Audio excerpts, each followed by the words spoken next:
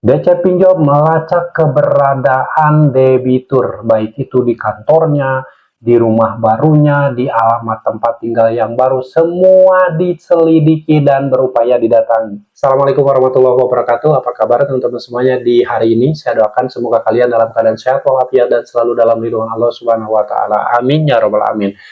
Gagal bayar pinjol merupakan hal yang lumrah dan menurut saya wajar terjadi. Kenapa? Karena berutang di pinjol itu seolah-olah jebakan, teman-teman. Kenapa disebut jebakan? Kita pinjam uang di pinjol. Kadang ada perusahaan pinjol yang tidak 100% transparan, ya. Kenapa disebut tidak transparan? Ketika kita berutang di pinjol tenor 90 hari. Nah, mindset orang ketika pinjam uang dengan tenor 90 hari itu periode bayarnya itu berarti per 30 hari atau 3 kali pembayaran. Tapi faktanya teman-teman, kalau pinjam uang di pinjol tenor 90 hari, periode bayar itu per 14 hari. Bahkan yang lebih parah lagi, tenor 90 hari atau 3 bulan 14 hari sejak pencairan dana harus mengembalikan hampir 90% dari total hutang. Nah, ini yang mengakibatkan banyak nasabah yang berutang di pinjol akhirnya terjebak. Sudah terjebak, terjerat. Nah, ini salah satu hal yang perlu dievaluasi dalam hal ini kalau pinjol legal mungkin oleh pemerintah atau oleh OJK atau AEPI yang memberikan izin operasional perusahaan pinjol legal tersebut. Ya, jadi menurut saya memang wajib dievaluasi semuanya, ya, baik itu pinjol A, pinjol B, pinjol C, semuanya wajib dievaluasi. Kalau perlu ya menurut saya dikaji ulang dari awal, dihapus dulu semuanya, baru mereka kembali diberikan izin untuk beroperasi lagi dan dievaluasi betul-betul. Jangan sampai kesannya meminjamkan tapi sambil menjebak masyarakat karena ketidaktransparan tadi. Ya, walaupun ini yang saya sampaikan ini beberapa tahun yang lalu, sampai hari ini saya yakin masih ada pinjol-pinjol legal yang nakal seperti itu, yang menerapkan tenor panjang tapi periode bayar yang singkat. Nah, ini yang membuat banyak masyarakat yang berutang di pinjol itu akhirnya terjebak, gak bisa keluar, dan saat menjelang tanggal jatuh tempo, ya, sudah berupaya ditakut-takuti. Ada yang ditagih ke kantor, ada yang diteror ke kontak darurat, ada yang menyampaikan bakal akan dicari ke alamat baru, ya, dikejar sampai manapun, sampai mati pun akan dikejar. Ada yang terus melakukan seperti itu, walaupun tidak menyebutkan nama aplikasinya, tapi ya itulah pinjam uang di pinjol. Ketika jatuh tempo pembayaran, ada dua versi penagihan. Versi pertama itu menyebutkan nama aplikasinya, cenderung hanya e-reminder, mengingatkan saja. Tapi kalau ada penagihan versi kedua, tidak menyebutkan nama aplikasinya, nah ini yang akan membuat nasabah itu yang sampai bingung, cemas, panik, ketakutan, dan akhirnya mereka tanpa sadar tergiring atau digiring, akhirnya gali lubang, tutup lubang. Padahal kalau kalian bayar utang pinjol dengan cara membuat utang baru, ini betul-betul sangat tidak diperbolehkan, teman-teman. Kenapa? Kalau kalian bayar utang pinjol dengan meminjam ke aplikasi pinjol lain, ya, untuk membayar satu hutang di satu aplikasi butuh setidaknya 2, 3, 4, atau 5 aplikasi pinjol lain. Dan apakah pinjol kedua, ketiga, keempat, dan seterusnya itu akan mencairkan dana? Tentunya teman-teman, pinjol ini kan jebakan, ya. Jadi ketika ada nasabah sudah bingung bayar di satu aplikasi, pinjol kedua malah nawarin. Ya, walaupun kita tidak pernah memberikan data kepada pinjol lain. Ada yang nawarin, gitu kan. Nah, ini dari sini juga bisa disimpulkan bahwa data-data kita sudah masuk di satu pinjol itu tidak ada jaminan 100% aman. Kalaupun kalian sudah terjebak di satu pinjol lalu dibayar dengan meminjam ke aplikasi lain, setidaknya kalian butuh meminjam di 2, 3, atau 4 aplikasi karena aplikasi kedua dan seterusnya tidak akan mencairkan pinjaman atau nilai nominal yang besar. Ya, jadi kalau misalkan punya utang 1 juta, kamu install aplikasi kedua, ketiga, keempat dengan cair ya misalkan 300.000, 200.000, atau 500.000, otomatis kan butuh 3 atau 4 aplikasi. Nah, hutang yang pertama di aplikasi itu sudah lunas, tapi nanti hutang kedua, ketiga di 4 atau 3 aplikasi tadi. Ya, nah makanya teman-teman, saya selalu menyampaikan hati-hati. Ketika sudah terlanjur berutang di satu pinjol, tidak mampu bayar, jangan dibayar dengan meminjam ke aplikasi pinjol lain. Lebih baik stop, berhenti. Ya, stop, berhenti dalam arti jangan dibayar dengan membuat hutang. Gak apa-apa, misalkan kalian saat ini nggak mau membayar, ya udah biarin aja, tapi tetap di satu aplikasi.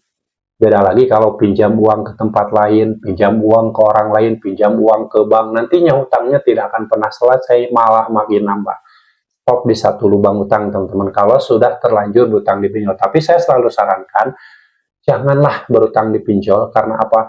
Satu kali saja kalian berhutang di pinjol, diibaratkan melangkahkan kaki menuju kehancuran hidupmu. Cepat atau lambat kalian akan mengalami kehancuran kalau kalian terus-terusan berupaya merawat utang pinjol. Ya, waspada. Kalau bisa hindari, jangan berutang di pinjol. Bagi yang sudah terlanjur, ya sudah.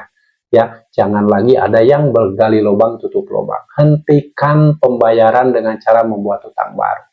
Oke, lalu ketika kalian sudah terlanjur berutang, sudah jatuh tempo, lalu ditagih, diteror, dimaki-maki, punya buktinya teror tersebut, kumpulkan. Tapi kalian nggak usah meresponnya kalau berbentuk teror. Teror itu tidak ada kewajiban untuk direspon. Nggak tahu dari mana itu yang neror. Nomornya ganti-ganti. Foto WA-nya foto profil yang menakutkan. Tapi kalau diterima oleh orang yang baru pertama kali menggunakan pinjol, akan tercipta kepanikan luar biasa. Makanya banyak dari mereka yang gali lubang tutup lubang. Ya, hati-hati mulai saat ini. Apapun yang terjadi, kalau sudah tanggal jatuh tempo tidak mampu bayar, berbagai penagihan apapun yang isinya maki-maki, yang isinya nero, yang bilang akan melakukan pelacakan lokasi dan lain, itu hanya sebuah upaya, hanya sebuah bahasa yang sengaja dirangkai sedemikian rupa agar nasabahnya ketakutan dan membayangkan sesuatu yang belum tentu terjadi sesuai dengan ada di tulisan penagihan tersebut. Akan melakukan skip tracing, pelacakan lokasi, ke alamat baru, ke kantor, ke tempat tinggal baru, itu kan hanya bahasa. Bahasa dari oknum DC pinjol untuk menciptakan keresahan mental, untuk menciptakan ketakutan dari kejauhan. Omong kosong, teman-teman semuanya. Ya, ingat, omong kosong. Kalian jangan mau dikibulin, jangan mau dibodoh-bodohi dengan kalimat-kalimat template seperti itu. Kalau misalkan tiba-tiba yang disampaikan itu benar, itu sebuah resiko yang memang kita berutang di pinjol, didatangi DC lapangan, itu sebuah resiko. Tapi kan persoalannya bukan masalah DC lapangan datang ke rumah, kayak dia mau datang atau enggak, bodoh amat. Yang penting kan kalian ketika tidak mampu bayar, jangan maksa bayar dengan membuat utang baru. Oke, itu permasalahannya. Karena kalau kalian takut karena membaca kata-kata, kalimat-kalimat template tadi, lalu gali lubang tutup lubang, hancurlah hidupmu. Ya, orang yang berutang di pinjol, membayar utang dengan berutang, tidak akan pernah bisa keluar dari lingkaran setan utang pinjol kecuali dia maksa untuk berhenti. Ya, tidak lagi maksa untuk bayar. Orang yang maksa bayar, endingnya akan gagal bayar. Sekuat apapun membayar, tetap akan gagal bayar. Ya, fakta yang terjadi seperti itu. Coba, kalian yang saat ini sudah merawat utang pinjol, apakah kalian selamat dari lingkaran utang pinjol? Kalaupun kalian berupaya melunasinya, pasti ada aset yang dijual, ada barang yang digadaikan. Ada yang berhutang ke bank untuk melunasi utang pinjol. Akhirnya apa? Utang ke bank gak selesai, pinjol juga gak selesai. Hancurlah hidupmu. Hanya butuh waktu saja. Suatu saat nanti kamu akan merasakan kepanikan luar biasa karena utangmu sudah kemana-mana. Tanggal 1 jatuh tempo di pinjol A, tanggal 5 di pinjol B, tanggal 10 di pinjol C, tanggal 15 di bank, tanggal 20 di leasing. Terus seperti itu berputar sampai betul nanti suatu saat kamu merasakan mentok dan lelah, akhirnya menyerah, tidak mampu lagi untuk terus berputar dengan utang tersebut. Utangmu lingkarannya makin besar, endingnya mentok, tidak ada bisa lagi membuat utang baru, dan setelah dihitung utangmu numpuk. Jangan sampai seperti itu. Walaupun kamu berupaya jadi orang baik, jadi orang jujur, setia bayar utang, kalau ke pinjol ini beresiko. Orang yang setia bayar utang di pinjol, sampai kapanpun terus dirawat utangnya, endingnya akan menemukan kegagalan, gagal bayar. Itu pasti tertentu. Makanya hati-hati. Jangan dipaksa dibayar jika tidak mampu bayar. Lebih baik hentikan, stop ketika hutangmu masih di satu aplikasi pinjol saja. Oke? Dan masalah skip tracing, pelacakan lokasi, DC datang ke rumah, semuanya gak usah kamu anggap. Ya, anggap saja omong kosong. Lebih baik perbanyak edukasi, perbanyak pengetahuan tentang aturan OJK, tentang masalah penagihan, masalah penerapan persentase bunga, dan lain. Pahami semuanya, agar kalian tidak perlu panik lagi. Mana yang boleh, mana yang tidak. Ingat, ini pinjol. Perjanjian utang piutangnya antara debitur dengan kreditur. Ya, jadi pihak lain selain dua pihak tadi itu tidak ada hubungannya. Jadi kalau kalian ditagih ke kantor itu tidak ada hubungannya. Ditagih ke kontak darurat tidak ada hubungannya. Dan menurut aturan tidak boleh. Ditagih ke pasangan kita, ke keluarga kita, ke orang tua, ke saudara, ke teman, tidak ada hubungannya. Perjanjian utang piutangnya antara debitur dengan kreditur. Pahami teman-teman ya. Jadi kalau kamu ditagih ke kantor, kumpulkan buktinya, laporkan. Kalau kamu ditagih ke kontak darurat, kumpulkan buktinya, hentikan pembayaran. Kenapa? Ya, tidak boleh seperti itu menagih di luar debitur. Menagih itu hanya boleh langsung ke debitur atau ke alamat KTP debitur tersebut. Tidak boleh menagih ke pasangan, tidak boleh menagih ke teman, ke keluarga, ke tetangga, ke kantor, apalagi kontak darurat, tahu-tahu ditagih utang, itu tidak diperbolehkan. Dan ingat, kalau kalian mengalami hal itu, nilai kerugian imaterial yang kalian alami, itu kalau dituntut ke proses hukum, itu nilai tuntutannya lebih besar dari utang kalian ke pinjol. Misalkan utang kalian ke pinjol hanya 200 juta rupiah. Sementara kalian itu disebar data, dipermalukan gitu kan, di kantor, di teman-teman kalian, di media sosial dipermalukan. Nah, nilai kerugian imaterial yang kalian alami itu, kalau dituntut ke proses ke jalur hukum, itu bisa miliaran teman-teman. Ya gak usah takut. Disebar data, kumpulkan buktinya, boleh dilaporkan. Oke, kalau kamu punya kapasitas untuk melaporkan, memproses ke jalur hukum, bisa dituntut balik. Ya, kalau memang terbukti ada faktanya yang valid. Gak usah takut teman-teman. Tidak mempunyai dipinjol itu bukan hal yang aib ya. Karena orang punya utang, negara aja punya utang, terancam gagal bayar bisa saja. Apalagi masyarakat yang saat ini sedang kesulitan ekonomi, lalu mengalami kesulitan karena sudah tidak mampu bayar, apalagi dipinjol, itu hal yang wajar.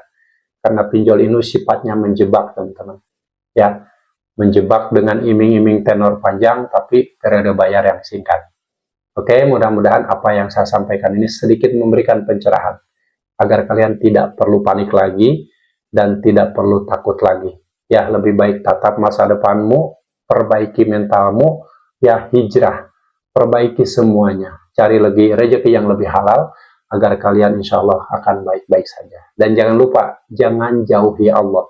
Semua permasalahan di dunia ini asalnya dari Allah. Kembalikan sama Allah. Pasrah diri, taubat. Jauhi pinjaman online sebelum hidupmu betul-betul hancur karena merawat utang pinjaman online. Karena orang yang sampai detik ini masih merawat utang pinjol, dia itu sedang hidupnya sengsara. Setiap menit, setiap hari, setiap bulan diliputi ketakutan. Karena belum bisa keluar dari lingkaran setan utang pinjol yang tidak akan pernah ada selesainya. Waspada teman-teman. Dan ingat, kalian harus tetap semangat. Wassalamualaikum warahmatullahi wabarakatuh.